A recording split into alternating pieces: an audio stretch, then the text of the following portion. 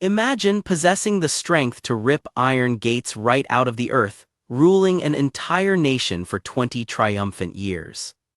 Yet this mighty king lost his eyes, his freedom, and his life, all because of one fatal mistake. He foolishly trusted his wife with his deepest secret. Welcome to the Monk's Tale. When the tale of Melleby finally came to its peaceful close, our host was practically vibrating with a sudden thought.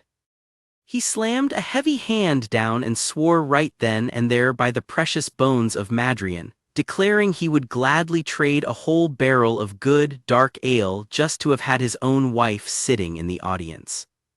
You see, his wife lacked even a single solitary ounce of patience. She was certainly no gentle Prudence from the story they had just heard. Oh no, she was entirely another breed of creature.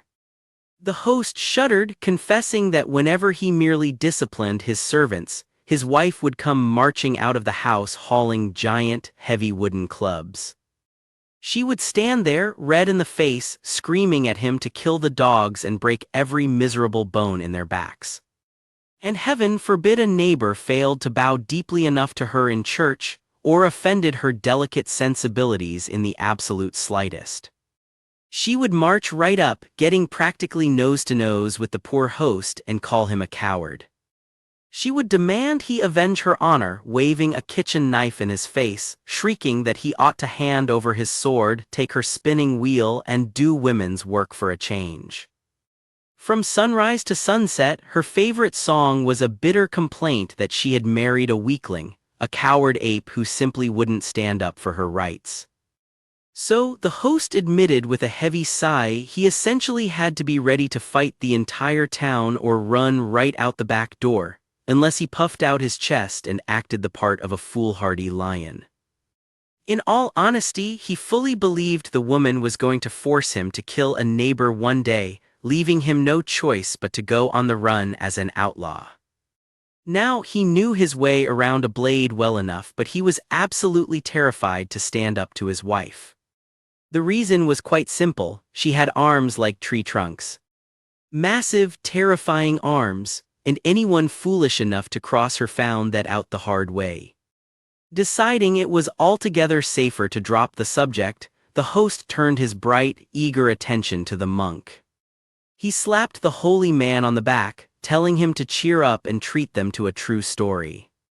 The spires of Rochester were just down the muddy road, and they needed to keep their storytelling game rolling. The host leaned in, admitting with a chuckle that he didn't even know the monk's actual name. Was it Dan John, Dan Thomas, Dan Albon? Whatever it was, the host enthusiastically complimented the monk's glowing, fair skin. He noted that the man looked phenomenally well fed, like a prized stag roaming in gentle, lush pastures. He certainly wasn't some starving, pale ghost wasting away doing penance. The host eyed the monk's sturdy frame, guessing that back at the monastery, he was no poor little novice but a master. A strong, heavily muscled fellow, wily and wise. Getting a bit carried away, the host let his jokes fly. He laughed and cursed whoever had first locked this splendid specimen away in a religious order. If the monk were out in the world, the host declared, he would have made a magnificent breeding rooster. If only the rules allowed, a man of his constitution would have fathered a small army of children.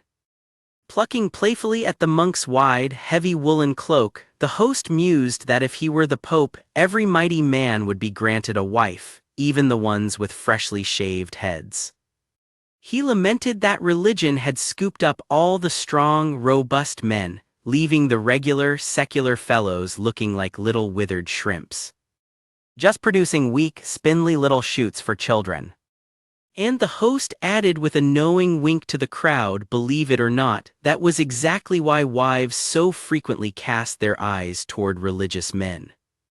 Because they paid far better in the bedroom, they offered real, weighty payments, not counterfeit coins.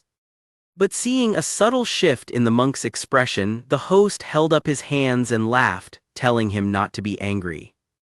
After all, sometimes a joke holds a great deal of truth. The monk, wrapping himself in an aura of pure, unbothered patience, took the ribbing perfectly in stride. He said he would gladly tell a tale, or two, or perhaps three. He offered to regale them with the pious life of Saint Edward, or perhaps, if they preferred, some tragedies. He casually mentioned that he had 100 such tragedies just sitting back in his cell, gathering dust. Taking a moment to educate the group, he explained exactly what a tragedy was. A very old story concerning someone who enjoyed massive, soaring prosperity, only to fall from their high place into total, crushing misery, ending horribly.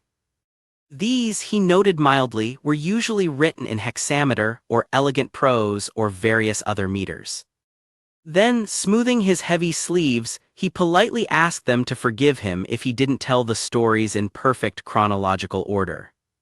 He was simply going to pull popes, emperors, and kings directly from his memory as they floated to the surface. And so the monk began, his voice settling into a rich, solemn cadence. He issued a grave warning right up front. When fortune decides to run away, no man alive can stop her great wheel from turning. Never ever trust in blind success. He started his catalogue of doom with Lucifer, not a man but a glorious angel. Fortune's wheel couldn't hurt him, but he plummeted from the heavens strictly because of his own sin. Down, down into the fiery dark of hell, where he sits chained to this very day. Once the brightest of all heavenly beings, he is now Satan, trapped forever in the miserable pit he dug for himself. Next, consider Adam. Fashioned in the red field of Damascus by God's very own finger, he wasn't born in the normal, messy, unclean way of mortals. He was given command over all the lush perfection of paradise, save for one single, solitary tree. No worldly man in history ever had it better than Adam. That is, until he misbehaved. For one bite of fruit he was driven right out of all that golden prosperity, shoved out into a world of hard labor, the threat of hell, and total misfortune. Then came the mighty Samson. An angel descended to announce his arrival before he was even born. He was consecrated to Almighty God, noble, strong, and impossibly brave. But the monk sighed. He possessed a fatal flaw. He told his deepest secrets to his wives, and it absolutely ruined him. Once, while simply taking a stroll to his own wedding, a roaring lion leaped into his path. Without a weapon to his name, Samson grabbed the beast with his bare hands and tore that lion to absolute pieces, as if it were nothing but paper. But his false wife whined, begged, and pleaded until she pulled his great secret right out of him. Then, she promptly betrayed him to his enemies and left him in the dust for a totally different man. Later on, Samson found himself in a furious rage. He hunted down and caught 300 wild foxes. He tied all their bushy tails together, attached burning brands to the knots, and set the fiery pack loose. They tore through the land like a living inferno, burning down absolutely everything. Honeycombs melted, olive trees blackened, and lush vines turned to ash. All gone, he also slaughtered 1,000 armored men using nothing but the bleached jawbone of an ass. After that brutal, exhausting fight, he was dying of thirst in the blistering heat. He dropped to his knees and prayed to God for pity, begging for just one drink so he wouldn't perish. Suddenly, a fresh well of cool water sprang right out of a cheek tooth in that very dry jawbone. He drank deeply, and God saved him. On another night in the dusty city of Gaza, his enemies were lying in wait to ambush him. But Samson didn't even bother to fight. He simply walked to the massive, iron-reinforced city gates, wrenched them right out of the stony ground, hoisted them onto his broad back, and carried them up a high hill for the entire world to see. You see, Samson was under a strict vow. He never touched a drop of wine or cider, and a razor or shear had never once touched his flowing hair. The sheer, massive force of his strength lived entirely within those untamed locks. With that power, he ruled Israel for 20 solid, triumphant years. But as always, women brought him down. He foolishly told his mistress, the beautiful Delilah, that his long hair held every ounce of his unearthly power. She didn't hesitate, she sold him right out to his enemies for a pouch of silver. One warm afternoon he fell fast asleep, his heavy head resting in her lap. She quietly had his sacred hair sheared completely off.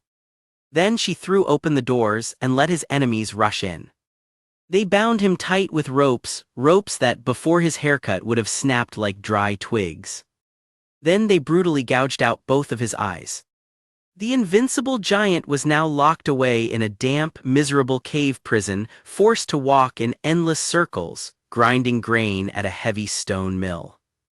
Weeping with ruined, blind eyes, he had plummeted from the absolute heights of glory into complete, pathetic wretchedness. But his enemies, bloated with their victory, made a fatal mistake.